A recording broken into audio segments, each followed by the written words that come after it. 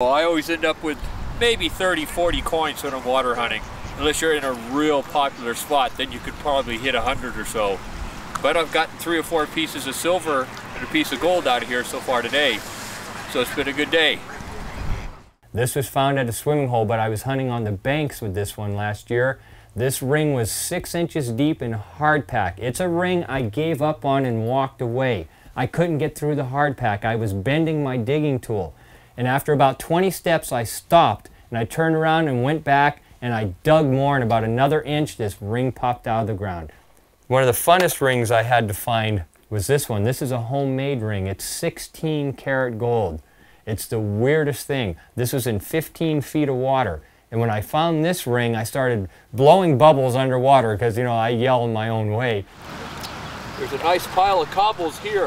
Whenever you start getting a pile of cobbles off of this hard, slick, false bedrock, stuff starts building up. Okay, good signal. It's probably a pull tab or a quarter.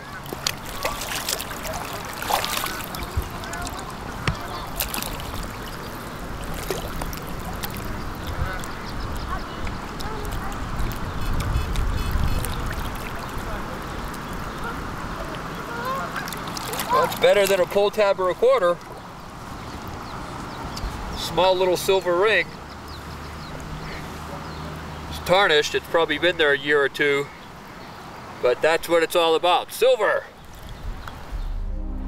One of the big dangers, you got to pay attention. If you're in a river or a stream of any size where objects can float down, every so often you got to look upstream. A couple years ago, I was in the water about waist deep having a good time, and all of a sudden about a 20-foot log went right by me. I mean within 3 feet of me, and I started hoofing it for the shore thinking if there was any branches on this, there was just going to whack me. Well, there wasn't, thank God, but that taught me a valuable lesson to pay more attention around me.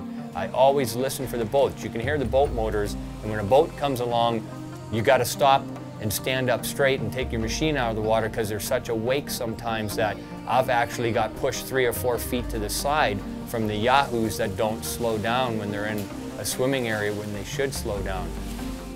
From time to time, Frank has been approached by people who don't at first appreciate all the benefits of him hunting on the river. I've had people come up to me before when I've been water detecting, shallow water detecting, and they'll come running and yelling and screaming, "What are you doing digging in the swimming hole? What are you doing looking for stuff people lost?" They'll call me names, and I'll reach into my apron because everything I find, I put in my apron. I have found bullets. I have found pocket knives in the open position. I've found cans that have rusted so bad that if you stepped on them, you're going to go to the doctors to get a tetanus shot. When you show these people the stuff you're pulling out of there and cleaning it up for them, and then their attitude changes, and then they realize, oh my God, you're actually doing a nice service here. There's a good signal.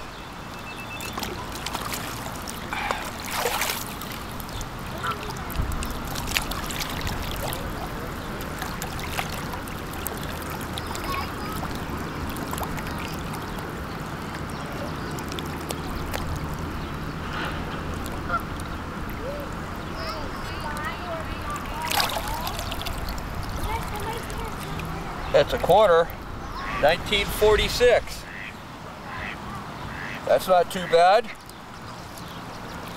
And there's still stuff down here.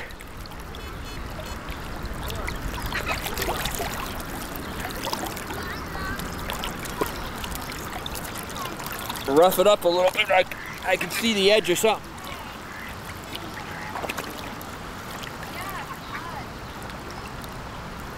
Now that's there, oh yeah.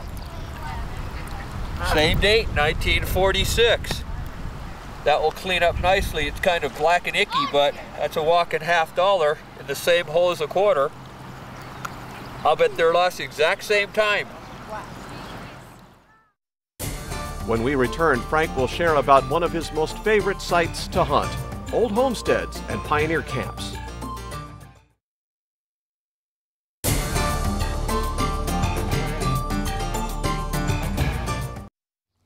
Welcome back to Treasure Hunting America. As you've been able to see, Frank's enthusiasm for metal detecting is contagious, even though he's been doing it for a short time. Some new areas of hunting for Frank are homesteads and pioneer camps. What you need to do is look for landmarks where the house was. When you start detecting looking for an old house, when you start finding square nails, you know you're in the building site area. Basically, try to imagine how big the square was that the house was, and then look for anything that stands out that would have been visible from a window. Look for big rocks. Maybe you'll see a patch of daffodils blooming where they shouldn't be blooming. Anything that tells you where somebody did something. I have found more home sites from flowers blooming than I have from talking to people. Because when you find store-bought flowers in the middle of nowhere, you know somebody had lived there and planted them. Another hot target for treasure hunters is finding an old pioneer campsite where those coming west would put down for the night. In the old days, they used to bury their stuff before they went to sleep at night. Some of them would build a campfire and they'd have their stuff, because you're talking gold and silver coins most of the time. The fire's not going to bother that. It takes 1900 degrees to melt gold. So they'd just bury their stuff and then have a campfire on top of it. Or they'd bury it behind a log or a tree. You know, act like they're going to the bathroom if there was groups of wagon trains or whatever. All of them buried their stuffs before they went to bed because they were afraid of being robbed, bushwhacked, Indian attacks, and there was so much disease and stuff and people that were famished or on hard times, a lot of them didn't make it through the night and nobody knew where they buried their stuff. It's just waiting to be found, and I'm going to look for it.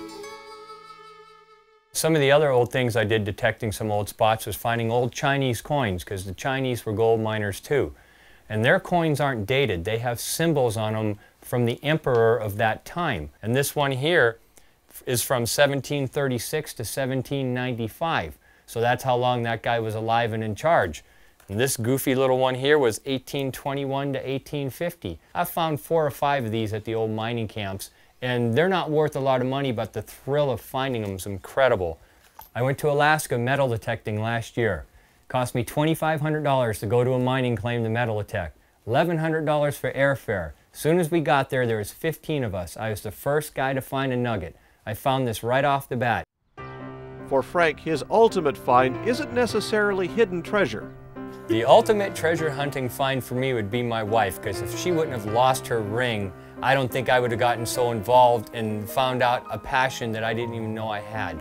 But hidden treasure is on Frank's mind too, and so is his ultimate buried find.